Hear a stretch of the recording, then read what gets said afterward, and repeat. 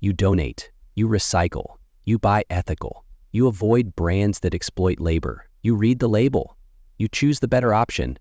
Maybe not always, but enough to feel like you're on the right side of things. And maybe you are. But what if all of this isn't morality, just marketing? What if your conscience has been quietly outsourced to systems that profit from your guilt? What if every good choice you thought was yours was never really a choice at all? Because capitalism doesn't just sell products, it sells identity. It sells the feeling of being good. It tells you that your value lies not in what you believe, but in what you consume. And slowly, without ever asking permission, it rewires your sense of right and wrong. It teaches you that convenience is forgiveness, that buying green is the same as being responsible, that if you just spend the right way, you can stay clean in a dirty world. But who defined right? Who told you what good looks like, and who profits when you obey? Maybe it's time to stop asking whether your actions are good, and start asking who taught you they were.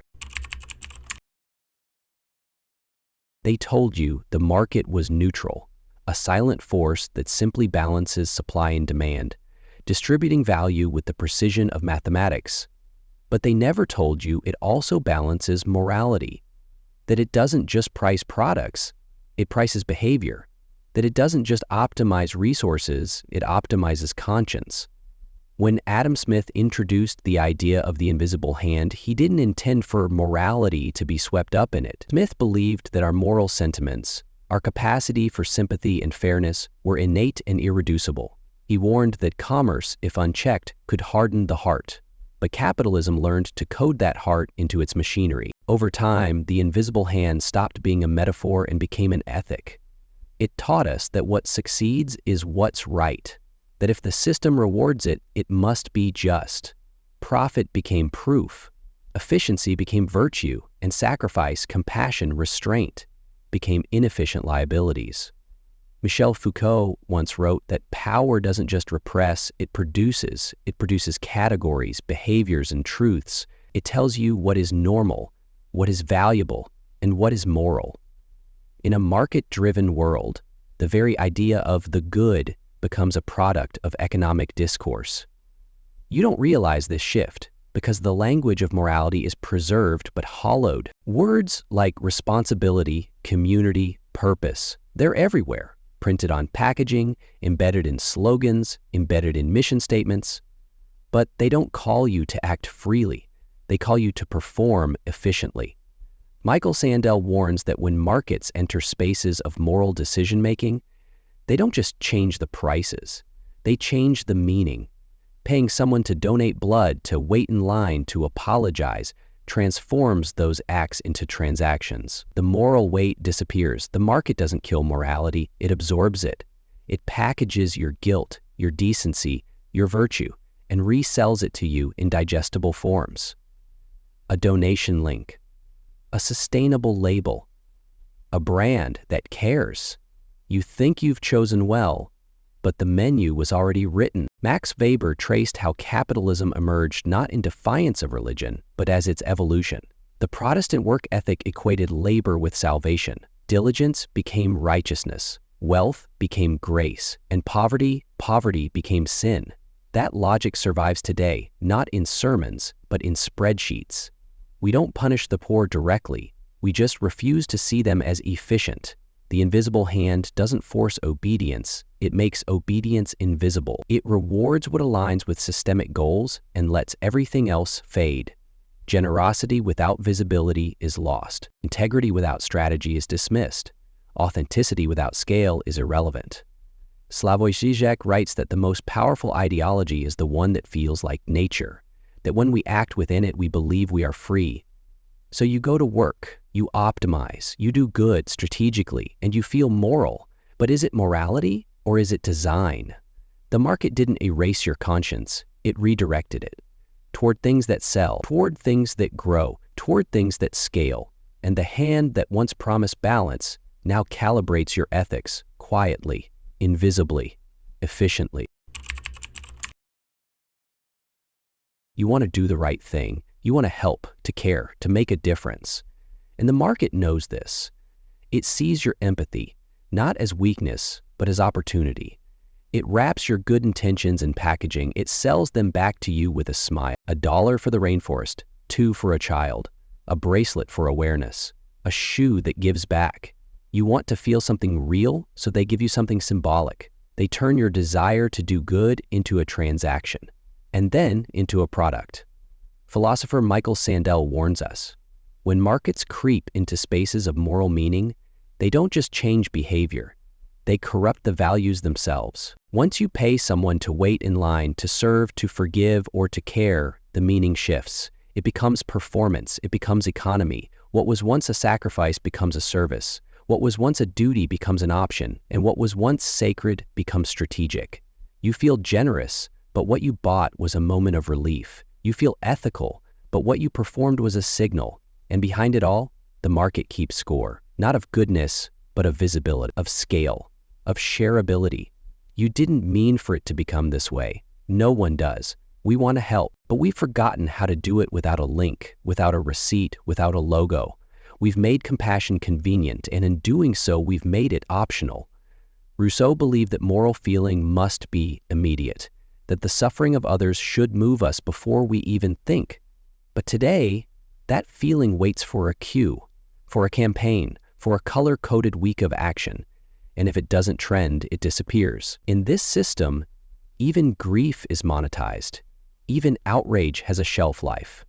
We scroll past injustice not because we don't care, but because we've been taught to outsource our care. The market has trained us to feel, but never too long, to give, but never too much, to act, but only when it's easy. Hannah Arendt once wrote that the banality of evil is not hatred, it's indifference. It's the quiet outsourcing of responsibility to systems, to procedures, to others. And today, that outsourcing has a price tag. You can be good as long as it fits in the cart. You can care as long as there's a button for it. But what happens when the caring becomes content? When the action becomes aesthetic? When every expression of morality becomes just another purchase? You still want to do the right thing, but you're no longer sure what that means, without the market to tell you. You've been told that hard work is noble, that effort makes you moral, that success is proof not just of talent or luck, but of character. But where did this belief come from, and who does it serve? Max Weber once traced the roots of this idea to the Protestant Reformation, to a theology that transformed labor into salvation, to a moral code where time wasted was sin and wealth was a sign of God's favor. Over centuries, this ethic seeped into the machinery of capitalism, not as religion, but as rhythm. It taught us that good people wake early, stay busy, never rest, that suffering in silence is strength, that exhaustion is dignity. You don't need God to believe this. You just need a calendar, a schedule, a paycheck. We've made work a moral ritual, even as its rewards grow smaller and more distant. We've learned to ask not what does this work do to me, but what does it prove about me? To be valuable, you must be productive. To be respected, you must be busy. To be good, you must be tired. The system doesn't reward your labor. It rewards your obedience to labor. It praises the sacrifice, but not the outcome. And so we build our identities around our usefulness, around output, around how little rest we need. But what happens when you can't keep up? When illness, crisis, or circumstance removes your capacity to grind? In a culture shaped by the work ethic, failure isn't just economic, it's moral. If you're poor, you didn't try hard enough. If you're struggling, it must be your fault. The narrative leaves no room for injustice, no space for rest, no dignity in being still. Rousseau warned that civilization corrupts us by forcing unnatural hierarchies and competitions. But in this world, the hierarchy is hidden inside the belief that you must always be proving your worth, that to pause is to decay, that to relax is to betray your potential. We worship the productive, we forgive the wealthy, we condemn the idle. And in doing so, we forget that rest is human, that value is not a metric, that a person's worth cannot be reduced to hours billed or goals achieved.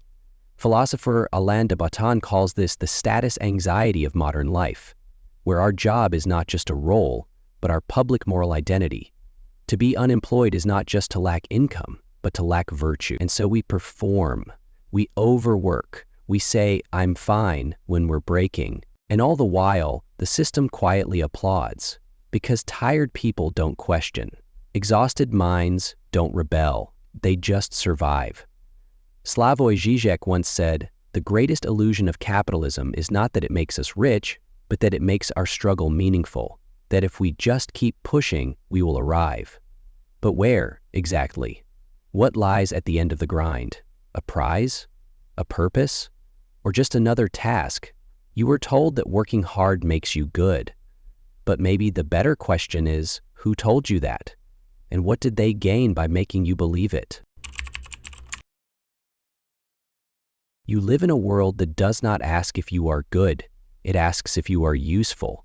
Your value is measured in output, relevance, scalability, not in who you are, but in what you produce. And somewhere along the way, that logic stopped being economic and became moral.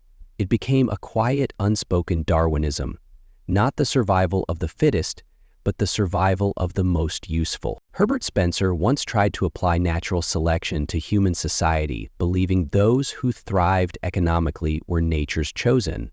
But what he missed, and what capitalism perfected, is that the system doesn't reward strength.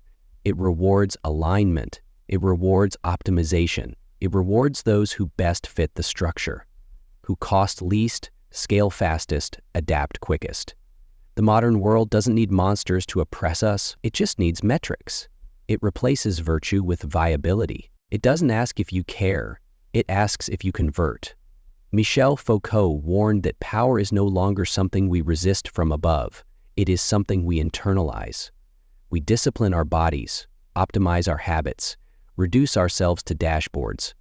We call it productivity, but it's obedience. We call it growth, but it's compliance. And all the while, the system watches, not for goodness, but for friction. Because goodness without utility is invisible. Compassion without calculation is discarded. The algorithm doesn't reward your conscience, it rewards your engagement. It sees you not as a person, but as a signal, a data point, a function. We've entered an age where being human is no longer enough. You must be trackable, brandable, employable. You must be legible to systems that have no use for your silence, your complexity, or your pain. Philosopher Yuval Harari warns that in the coming world, the biggest threat is not exploitation, but irrelevance. That systems may no longer need you, not because you failed morally, but because you failed to scale. And in that silence, a new kind of moral void emerges. Not evil, just deletion. You weren't seen, you weren't counted, you weren't necessary, and so you disappear, not with violence, but with data loss. Arendt warned us of this, of the terror of being reduced to mere function, of living in systems where existence is justified only through contribution. But what kind of morality is this? What kind of ethic treats your value as an API response?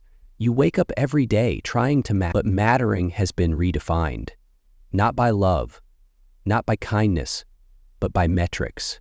And the more you try to prove your value within that system, the more it owns you. You're not lazy, you're not broken, you're just inefficient. And in this world, that may be the only real sin. You've seen it everywhere. Kindness as aesthetic, compassion as branding, a viral video of a stranger helping someone in need, a celebrity crying on cue, a corporate logo bathed in rainbow for 1 month a year.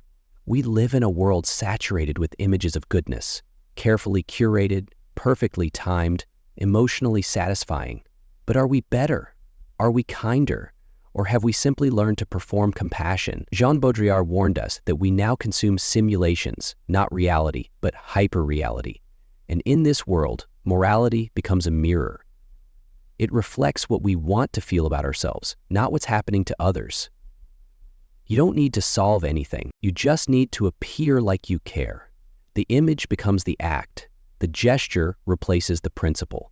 Philosopher Susan Sontag, in her writings on atrocity images, warned that repeated exposure to suffering turns it into spectacle, into aesthetic, into content. We don't stop caring because we're evil. We stop because we've been trained to feel just enough to react, but never enough to act. Our morality becomes cinematic, consumable. You scroll past injustice, double tap on a tragedy, and feel absolved because you noticed, because you felt, because you cared for a second. But caring is not clicking, and virtue is not visibility. Slavoj Žižek calls this moral displacement, where our ethical actions no longer confront power or injustice, but serve as signals to others that we are in fact the good ones.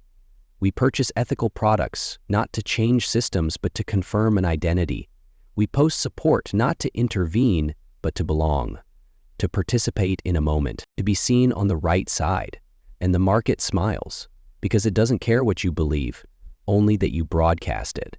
We no longer ask, is this right? We ask, does this look right? The principle disappears.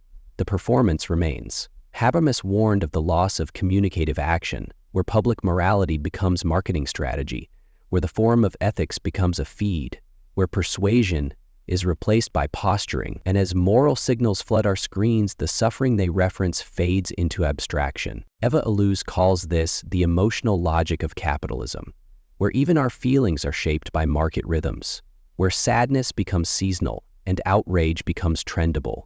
You want to do good, you want to matter, but when principle becomes theater, when conscience becomes content, and when compassion becomes currency, you're no longer acting morally, you're performing. And the audience isn't the victim, it's your feed. So ask yourself, not do I look like I care, but what would I do if no one was watching? We like to believe that we follow ideas, that we fight for truth, for justice, for what is right. But more often, we follow symbols. We follow the uniform, not the principle. The logo, not the logic. The language, not the meaning. Philosopher Roland Barthes wrote that myths are not lies. They're the stories we repeat until they feel natural, until the image becomes the truth. In our world, symbols carry more weight than substance. A politician stands before a flag and we assume patriotism. A CEO speaks of purpose and we assume morality. A soldier salutes and we assume virtue. But what do these gestures mean when stripped of context? What happens when the symbol no longer points to anything real? Jean Baudrillard warned that we live in the era of simulacra, copies with no original. We consume images of power, of ethics, of progress, but rarely ask what lies behind them. The appearance is enough. The icon replaces the idea. You don't need to believe, only to align. And so we decorate ourselves in symbols. We wear the right pins, say the right words, signal the right causes. But the deeper the signal, the thinner the meaning. Slavoj Žižek calls this ideological obedience, not to content, but to form. We kneel when expected. We stand when instructed. We repost when trending, not because we understand, but because it's easier to obey a shape than to question a system. Herbert Marcuse warned that in a society built on control, the greatest tool of domination is one-dimensionality. A world where complexity is flattened into icons, where resistance becomes a brand, where revolution becomes a hoodie, where critique becomes a hashtag, we begin to fear substance because it demands thinking, because it requires doubt. Symbols, on the other hand, offer safety. They are ready-made meaning, instant identity, quick belonging. But what is lost in that shortcut? George Orwell feared a world where language would be forcibly reduced. Hannah Arendt feared one where truth would simply become irrelevant. Both fears converge when a symbol becomes unquestionable, when we obey, not because we believe, but because the image tells us to. So we must ask, what do our icons hide? What violence is protected by the shape of virtue? What silence is encoded into the logos we trust? You don't follow truth, you follow its costume. And sometimes, to see clearly, you have to take the symbol off. We like to believe that the crowd is reactive, that masses follow, that movements are sparked by leaders, and that the rest just echo. But what if it's the other way around? What if the crowd is not passive, but prophetic? What if every post, every share, every chant, every slogan is not just a reflection of belief, but a rehearsal of reality? Philosopher Elias Canetti once wrote that the crowd does not want justice, it wants growth. It wants to see itself mirrored, magnified, made inevitable. And in that desire, something strange happens. We start to become what we repeat. We perform anger until it becomes violence. We perform loyalty until it becomes worship. We perform fear until it becomes necessity. We are no longer reacting, we are predicting. And then, living inside our predictions, Slavoj Žižek warns that ideology is not just what you say, it's what you do without knowing. It's the script you follow, not because you're told to, but because everyone else already is. And so you share the outrage, even when you don't feel it. You echo the cause, even when you don't understand it. You belong first and believe second. But belief comes, it always comes, because repetition makes truth, visibility makes authority, and viral makes real. In this world, the most dangerous lies are not shouted, they are repeated. Not once, but millions of times. And eventually the repetition writes history. The philosopher Girard called this mimetic desire that we want what others want, that we feel what others feel, not because it's real, but because it's shared. And when enough people want it, it becomes real. The crowd becomes prophecy. The performance becomes law. The symbol becomes structure. You don't believe in the idea, you believe in its momentum. You don't obey because you're convinced, you obey because you're surrounded. And so the future is not decided in silence or solitude, but in algorithms and noise. We don't wait to see what will happen, we post it until it does. And by the time it arrives, it already feels familiar. Because we've rehearsed it, we've previewed it, we've made it go viral. The truth becomes what we've all already accepted. And in that acceptance, we lose the ability to stop it. You are not a follower, you are a signal, a multiplier, a vessel. And when you share the prophecy, be very careful it's one you want to live inside. Maybe you've agreed with everything. Maybe you've disagreed with most. That doesn't matter.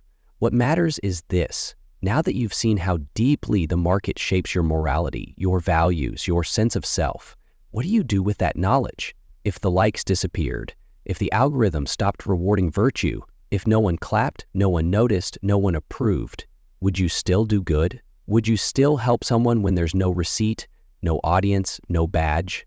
If kindness cost you status, would you still choose it? If silence were more profitable than truth, would you still speak? You were told that morality was a compass, that it came from within. But what if it's been calibrated by the world outside you this whole time? Now the question isn't what you believe. The question is who taught you to believe it? And if you take away the incentives, the applause, the signal, what remains if you lost everything that made goodness visible? Would you still be good?